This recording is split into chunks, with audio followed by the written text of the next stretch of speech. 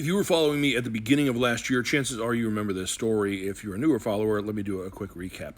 It all started with people reaching out to me about an incident that happened in Los Angeles in January of 2023. Videos like this went viral. For weeks, victims and passersby shared video of the 37-year-old Tesla driver on a road rage rampage using an iron bar to hit a number of cars over several weeks in 2022 and 2023. So it started when people out of Los Angeles sent me a news story about a woman who was driving down the 405 and she saw a guy get out of a Tesla and attack another car with an iron pipe. She tried to record him, and when he saw her trying to record him, he blocked her on the highway, got out and attacked her car as well. So I posted it figuring they're going to find him in like a day or two. This is kind of a weird situation. Instead, within a few days, several more victims appeared. I think it was 10 in total. That many victims, I was really surprised he was still out there. Like, he was very distinctive. His car was distinctive. If he was your neighbor, you'd be like, that's Steve. So I figured the only thing that made sense is that people who knew who he was were afraid to say something, so I made a video that in part said this. As victim after victim came forward, people outside California started stepping in to investigate, like popular internet sleuth Tizzy, sharing ABC7's videos to his 5.3 million TikTok followers. Tell me who it is. I will keep you anonymous. I will turn the information over to authorities. Within 24 hours of posting that, I had 3 people contact me with the same name. It was exactly what I thought it was. It was people who were afraid to say anything. They sent me pictures of him. They sent me his criminal record, where he had done this before in Miami and Colorado.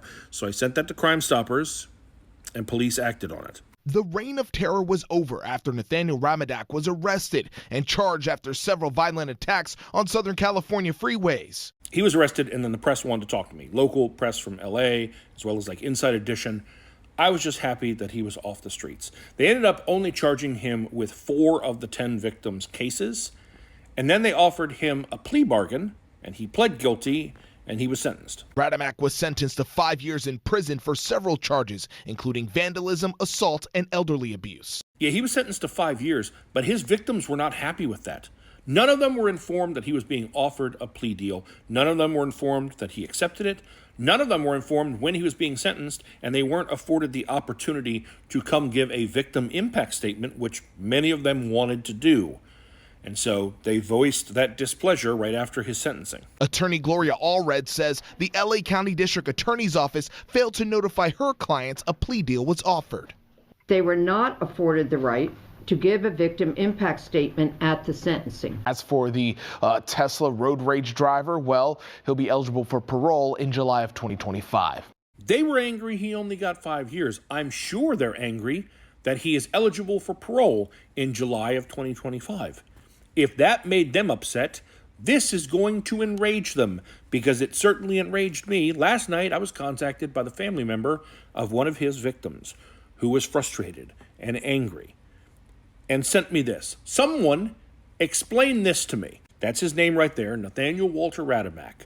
And this is updating his incarceration status, which, as you can see right there, says he's scheduled for release on the 28th of this month of August. He started his 5 years September, I think, 10th of last year. He hasn't even served a year of his already ridiculously short 5-year sentence. Lengthy criminal record of assault and stalking and a million other things.